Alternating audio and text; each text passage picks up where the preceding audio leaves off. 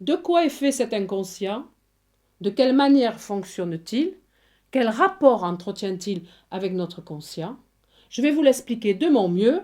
Pour autant, il ne faut pas en déduire que l'affirmation de l'inconscient est une vérité avérée et incontestable. Elle a beaucoup de détracteurs. L'inconscient, c'est de l'énergie, une sorte de volcan intérieur dont la lave cherche à sortir. Et cette lave, pour Freud, c'est essentiellement ce qu'il nomme le ça. Le ça, ce sont nos pulsions, nos désirs, nos instincts. Rappelons-nous, ils sont inconscients.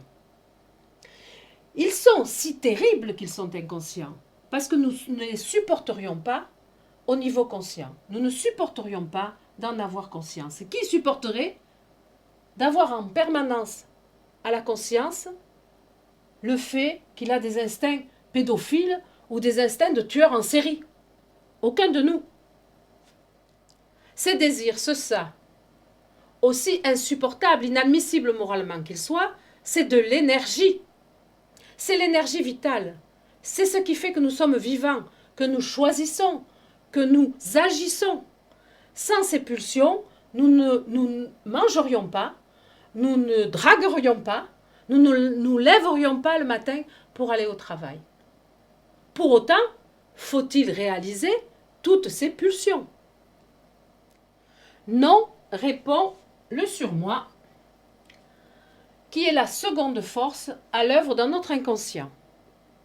C'est une énergie antagoniste à celle du ça. Il est fait de la morale des interdits sociaux qui nous ont été transmis par l'éducation, par nos parents, que nous avons intégrés et qui sont donc devenus en grande partie inconscients. Le surmoi va mettre une barrière à la réalisation de tous les désirs du ça.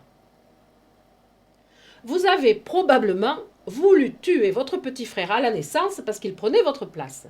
Mais vous ne l'avez jamais su. Ce désir, cette pulsion, est restée inconsciente.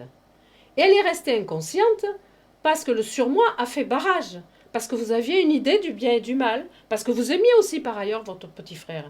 Donc le surmoi a empêché le passage à l'acte et a refoulé cette pulsion. La notion de refoulement est une notion essentielle dans la théorie de l'inconscient freudien.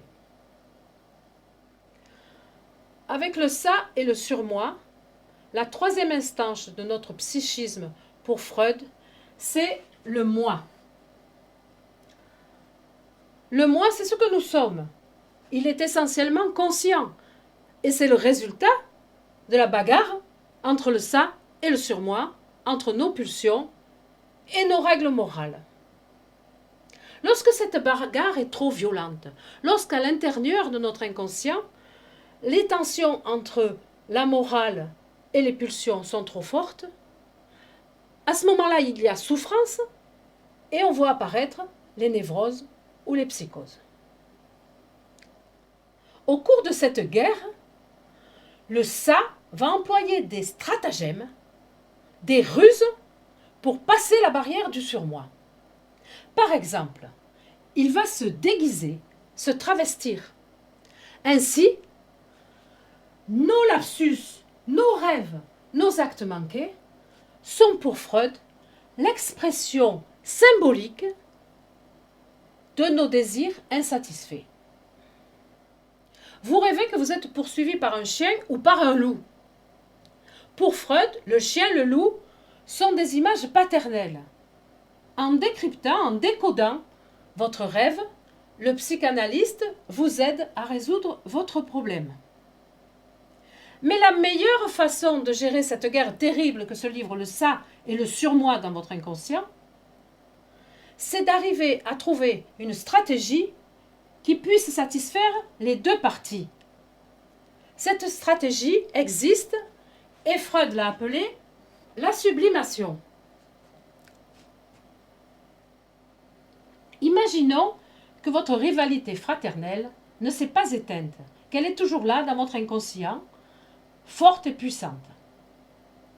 vous allez trouver, sans le savoir, de façon inconsciente, une manière à la fois de réaliser ce désir de pouvoir sur un plus jeune et de satisfaire votre morale et votre surmoi. Par exemple, vous choisirez le métier d'éducateur et serez toute votre vie un excellent éducateur.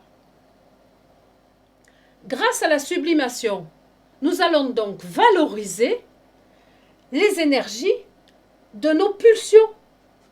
Nous allons les utiliser dans un bon sens. Elles vont nous servir à faire nos choix, comme le choix d'un métier, le choix d'un conjoint, le choix de nos engagements. Elles vont nous permettre d'agir et de réaliser souvent des actions admirables, voire héroïques. Freud écrit « Nos meilleures vertus sont nées comme formation réactionnelle et sublimation sur l'humus de nos plus mauvaises dispositions. » Après cet exposé schématique de la doctrine de Freud sur l'inconscient, nous pourrons dans les vidéos suivantes faire de la philosophie à propos de l'inconscient.